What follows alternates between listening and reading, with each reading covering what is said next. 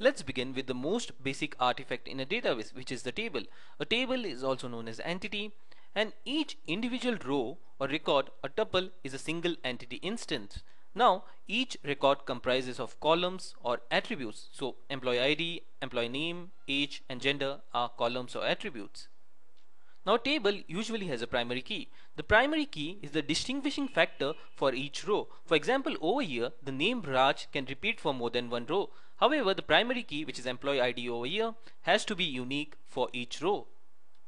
A database is an interrelated collection of tables, whereas a database management system, that is DBMS, is a software which manipulates the database. So when we generally talk about database, it's the DBMS we are usually referring to. Now there are two popular notations for depicting your database models. The first one is ER diagram, the second one is UML. Now both in ER diagram and UML, an entity is shown using a rectangular box. A relationship in ER diagram is denoted using a diamond notation, whereas in UML it's denoted by a line. Attributes in ER diagram are denoted using ellipses or oblongs. The key attribute is usually underlined, the non-key attributes are not underlined. Whereas the attribute or the key attribute over here in UML diagram has a pk stereotype, whereas the non-key attributes do not have any stereotype. The attributes are shown in a separate compartment. So here is a sample depiction for ER diagram and over here for UML. Do not worry about the relationships and all. Everything is going to be discussed in the coming sections. Many a times, some entities share some common attributes. In such a case, all the common attributes are collected in one entity and the specific attributes are placed in independent entities. So over here, the entity which has common attributes is the supertype, and the entity which has specific attributes is the subtype. So this supertype subtype relationship in ER diagram is denoted using U, which is the subset notation, and over here in UML is denoted using an arrow which points toward the supertype. Next, we are going to discuss three aspects of relationship. The first one is multiplicity, second one is degree, and third one is optionality. Now, multiplicity means how many entity instances are involved in a relationship. So over here, the first diagram, this is an entity and each individual row is an entity instance. So multiplicity can be one to one, one to many, or considering from the other side, it's many to one and many to many.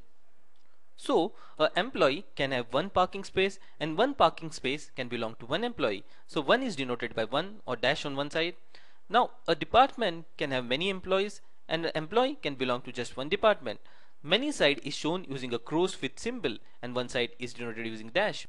A class can have many students and a student can take many classes. So, it's denoted by crow's with symbol on both sides. Later on, we'll discuss a procedure to decide whether an entity belongs to the one side or many side. The next aspect of relationship we are going to discuss is the degree. Now degree specifies how many independent entities are involved in a relationship. For example, in the first case, there is only a single entity having a relationship with itself. So it's a binary recursive relationship.